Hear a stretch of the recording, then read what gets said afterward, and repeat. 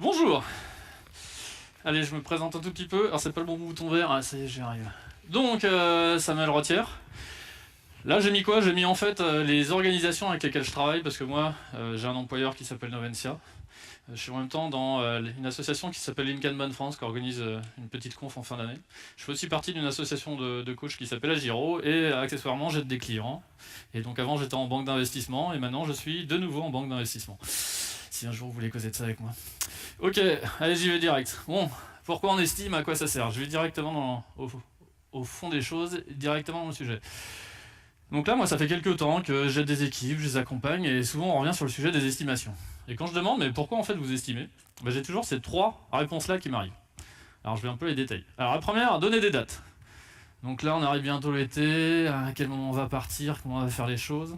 Bon, il se passe quoi dans les projets? Souvent, on demande des dates. Alors, je fais quoi? Je vais estimer, je vais voir combien de temps ça va me prendre pour faire quelque chose. Je vais prendre le projet A, le projet B, le projet C. Je vais faire un beau Gantt, je vais regarder les effectifs. Et puis à la fin, je vais essayer de donner des dates. Et ce que je vais faire, c'est que je vais en plus donner des dates sur tous mes projets. Comme ça, je serai capable de savoir exactement ce que je vais faire. Donc, en général, c'est ça. Bon, après, quand je demande, mais au fait, à quoi ça sert d'avoir toutes ces dates? Est-ce que vraiment il y a une contrainte sur ce projet-là pour dire qu'il faut être en prod à tel moment? Finalement, le passage à l'euro avec une date fixe au 1er janvier, est-ce qu'on attend que ça? En fait, moi dans la pratique, ce que je vois, c'est qu'on donne beaucoup de dates, mais je sais pas trop pourquoi en fait on donne des dates. Parce que dans l'absolu, au fond, à quoi ça sert de donner des dates? Bon, ça c'est le premier truc. Deuxième truc, c'est l'efficacité. Alors, il y a quelques temps, j'étais à une réunion qui était super sympa, et donc on a parlé d'efficacité, puis on a parlé d'estimation. Et on a demandé à quoi ça sert d'estimer. Et donc, une des réponses que j'ai eues par un PMO, c'était on estime, et puis après, ça permet de savoir si, par rapport à ce qu'on a estimé, ce qu'on a fait, s'il y a un écart. J'étais là, ouais, super. Et t'en fais quoi de ça? Qu'est-ce qu'on fait du fait de savoir qu'il y a un écart entre l'estimé et le réalisé? Est-ce que ça va me permettre de m'améliorer pour la prochaine fois? Bon, j'avoue, moi je suis mitigé sur ce point-là, parce que dans l'informatique, en général, on fait jamais deux fois la même ligne de code. Moi, je suis surtout dans l'informatique, hein, vu que je suis dans la banque. Et à l'arrivée, tous ces trucs-là, de savoir si, par rapport à ce qu'on a prévu de faire et ce qu'on a vraiment fait, à quoi ça sert. Bon, moi, je l'avoue que sur ce point-là, je suis aussi assez mitigé sur l'intérêt de la chose. Et le dernier, l'engagement. Parce que c'est important, l'engagement. Je ne sais pas si vous avez déjà entendu ces discours-là. En gros, ça veut dire quoi? Ça veut dire qu'à partir du moment où on a donné une date, qu'on a estimé, l'équipe doit s'engager, elle est comitée à réaliser à fond, et à 100% à la fin, elle doit réussir. Sinon, c'est pas bien. Bon, moi j'avoue que dans un monde comme l'informatique où justement on fait jamais deux fois la même chose, dire que je vais réussir à m'engager et je suis sûr à 100% que je vais finir à tel moment, bon là j'avoue que je suis aussi un peu critique. Donc là, en gros, on va là. Pourquoi on estime? En fait, je sais pas pourquoi bien à la fin. Puis là, je vais y aller encore plus fort. Allez, donner des dates. Alors, VUCA. Est-ce que par hasard, d'ailleurs, il y a déjà quelqu'un qui a entendu parler du monde VUCA? Si vous pouvez lever la main là. Une. Ah, bien. Bon, VUCA, c'est quoi? C'est un acronyme de l'armée américaine sur les guerres non linéaires. Waouh, qu'est-ce que ça fait là? C'est assez intéressant quand même le concept qu'il y a derrière. En gros, ils disent que le monde est en train de changer et qu'on n'est pas dans le monde d'avant. Et donc VUCA, ça veut dire, donc c'est en anglais, volatilité, incertitude, complexité, ambiguïté. Alors volatilité, en gros, ça dit quoi? Ça dit que le rythme du changement s'accélère. Il y en a même qui disent que le rythme de changement du monde est supérieur au rythme de changement des organisations. Donc là, en gros, ça dit quoi? Ça dit qu'actuellement, le monde est en train de changer et qu'il change de plus en plus vite. L'incertitude. Donc l'incertitude, c'est quoi? Ça dit qu'il y a des événements rares qui, bien que rares, apparaissent. Donc c'est quoi? Le Brexit, Fukushima, Donald Trump.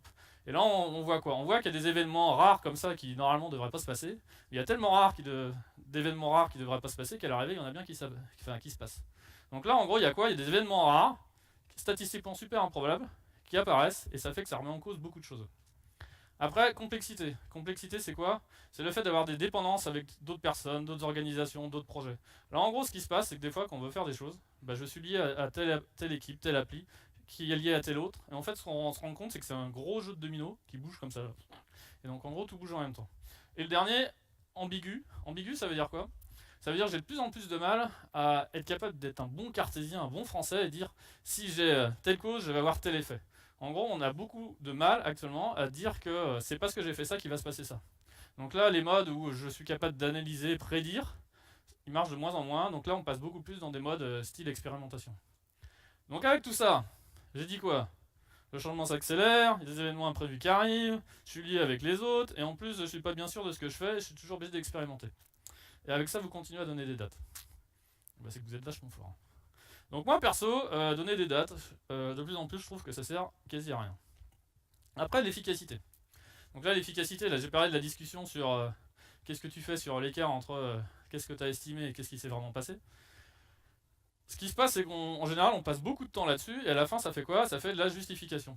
Mais alors là moi je fais une grosse différence entre justification et décision.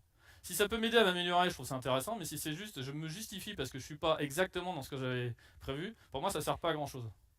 Et là, pourquoi j'ai mis une petite bulle enfin une grosse bulle qui est jolie et plein de petites bulles à côté?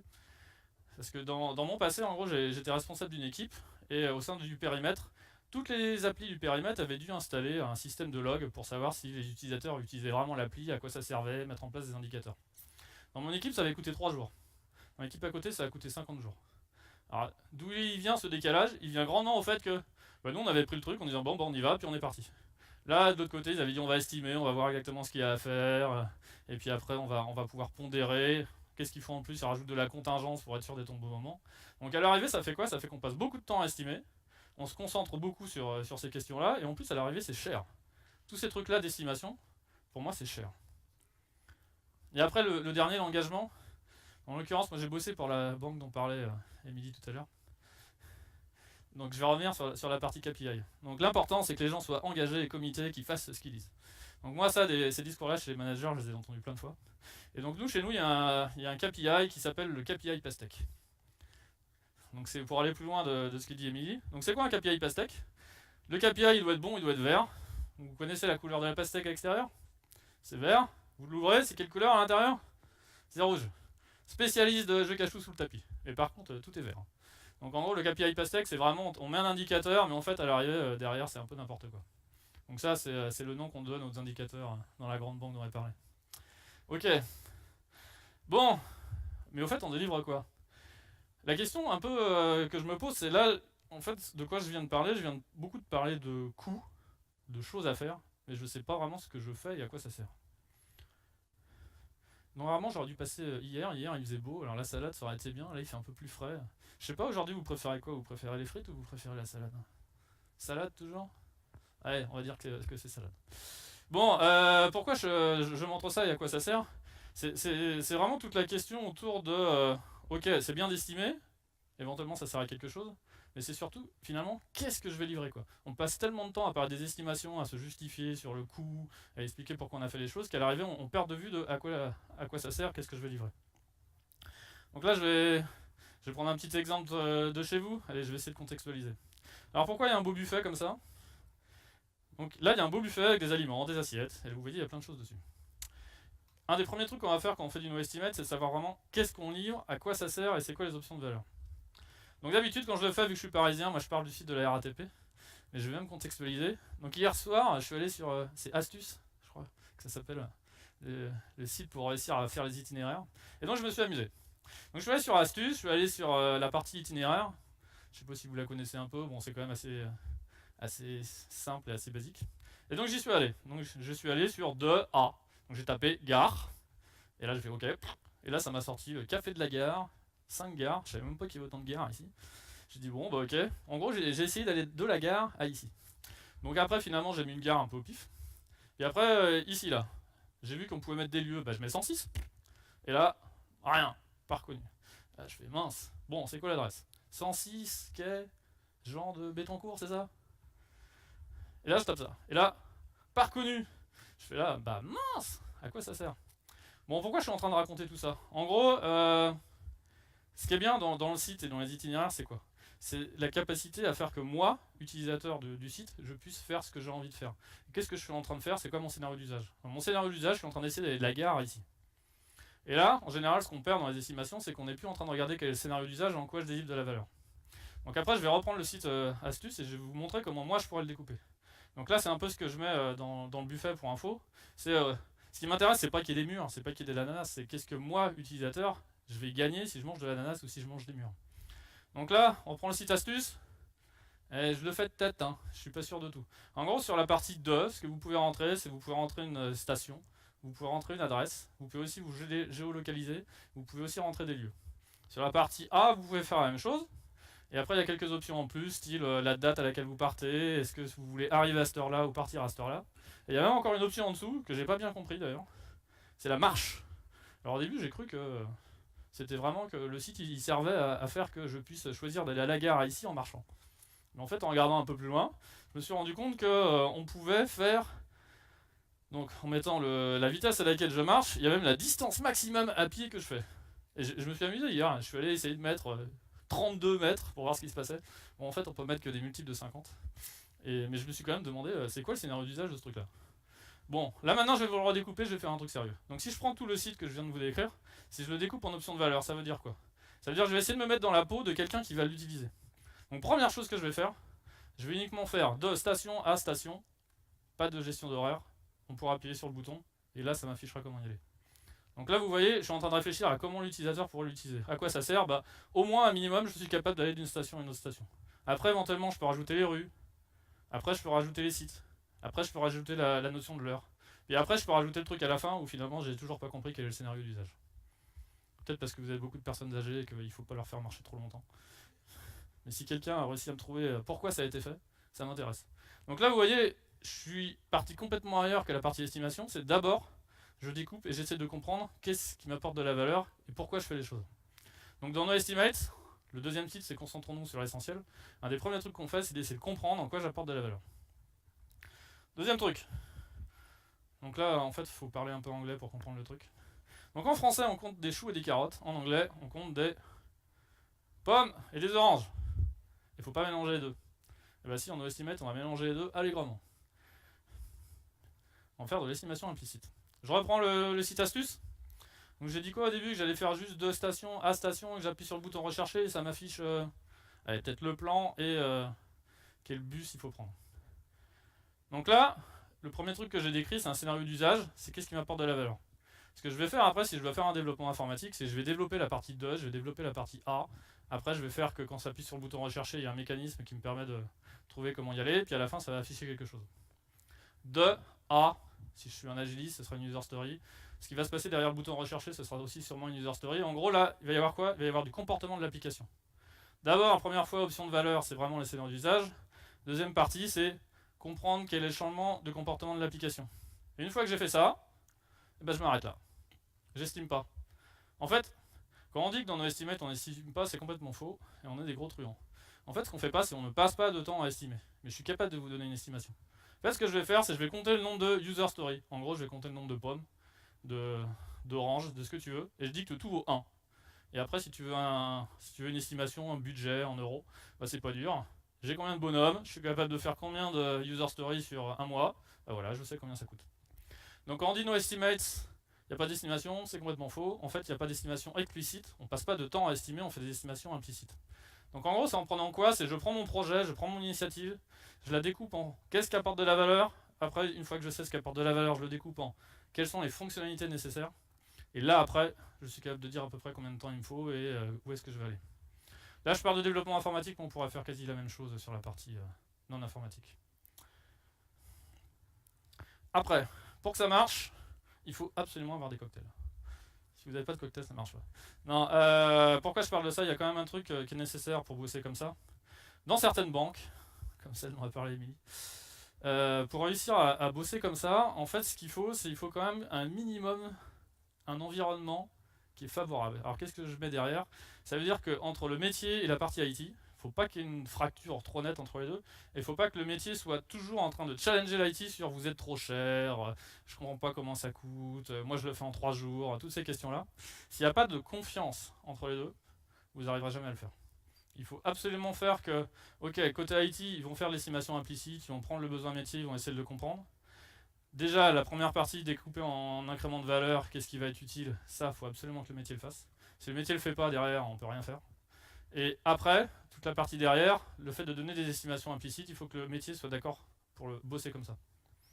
Alors, pour la petite histoire, ce qui se passe quand on est en no-estimates, en général, si on fait ça bien, je donne jamais un seul chiffre. Pourquoi je donne jamais un seul chiffre? Vu que je ne suis pas capable de prévoir exactement ce qui va se passer. En fait, ce que je vais faire, c'est que je vais regarder mes datas historiques et je vais voir combien de temps ça m'avait pris. Et là, je vais en général faire la moyenne, moins l'écart type, ou plus l'écart type. Et ce que je vais te dire, c'est que je vais finir entre telle date et telle date. Ça va coûter à peu près entre temps et temps. Donc en général, à chaque fois, on donne des ranges. Donc là, il faut, que les gens soient prêts à entendre qu'on ne va pas donner un chiffre absolu, on va donner un écart. On va dire que je vais être entre telle fourchette et telle fourchette.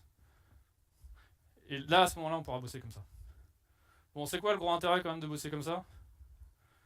Il y a des équipes, bon moi des fois, je trouve que c'est quand même un peu abusé de dire ça. Il y a David Anderson, un des pros du Kanban, qui disait qu'il avait vu une équipe qui passait 25% de son temps à estimer. Bon, moi des équipes qui passent 25% de leur temps à estimer, j'en ai pas vu, mais des équipes qui passent au moins 10% de leur temps à estimer, j'en ai vu plutôt pas mal. Donc en gros, les 10% de temps qu'on passait à estimer avant, moi je les prends, je les mets de côté, et je bosse. Arrête d'estimer, fait. Bon, il y a toute la partie découpage qui prend quand même un peu de temps, mais ça c'est pas quelque chose de perdu parce qu'on est vraiment en train de discuter sur en quoi je livre de la valeur. Bon, et la conclusion. C'est des jolis nœuds, hein. Il y a des voileux ici ou pas? Bon, il y a plein de nœuds en général en voile, on fait pas toujours le même. Et quel nœud on fait à quel moment? Alors en fait, ça dépend un peu du type de nœud qu'on veut faire. Là, je rejoins un peu Émilie sur... ok, je peux faire du no estimate, donc je peux aller jusqu'à la notion d'estimation implicite avec tous vos 1. Des fois, je peux aller jusqu'à utiliser ce qu'on appelle du t-shirt sizing. T-shirt sizing, c'est... Je vais me limiter à chaque fois à dire qu'une fonctionnalité, c'est de taille S, de taille L, de taille L, et je vais pas aller plus loin. Mais j'ai quand même fait une estimation de type t-shirt sizing. Là, en gros, pour moi, c'est vous prenez le nœud dont vous avez besoin. Je vais pas vous dire no estimate, ça veut dire exactement ça. No estimate, le gros truc qu'il y a derrière, ça veut juste dire pourquoi tu estimes, à quoi ça sert, et estime si ça a un intérêt d'estimer. Des fois, il y a des choses qui peuvent avoir un intérêt, c'est je vais estimer à grosse maille pour savoir si oui ou non je vais le faire. Dans ces cas-là, estime. Et si finalement, le truc qu'on te demande, tu es sûr de devoir le faire, à quoi ça sert d'estimer? Le truc, c'est no estimate, on essaie d'être intelligent et de se focaliser sur à quoi ça sert, pourquoi je le fais. Donc voilà, je vais pas vous dire faites ça. Je vais pas être le consultant, je sais plus comment t'as dit, là, qui arrive et qui vous dit la méthode, c'est ça. No estimate, c'est vraiment se poser la question à chaque fois pourquoi vous estimez, et si finalement la question vous n'arrivez pas à expliquer pourquoi vous estimez, vous le verrez. Et voilà. Est-ce qu'il y a des questions? Merci Samuel.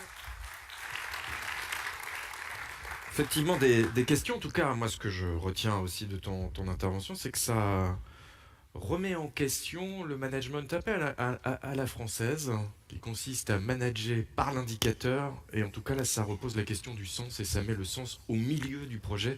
Et ça, je pense qu'on ne peut que s'en féliciter. Mais on l'a déjà évoqué tout à l'heure avec Émilie. Mais ça rejoint un peu ce que disait Émilie, c'est il y a pas mal dans les écoles de management, des choses comme ça, où on leur explique qu'il faut faire comme ça. Et en fait, ils font de la gestion de projet traditionnelle, mais en fait, quand on leur demande mais pourquoi tu estimes, ils savent pas répondre. Le PMO, quand je lui avais posé la question de qu'est-ce que tu fais avec l'écart entre l'estimé et le réalisé, il a été incapable de me répondre. En fait, il reproduit les schémas qu'il a appris avant. Des questions pour Samuel? Y en a-t-il à cette heure-ci où l'hypoglycémie commence à se faire un peu présente? Vraiment, vraiment? J'insiste, il y en a une. Voilà, j'ai bien fait d'insister.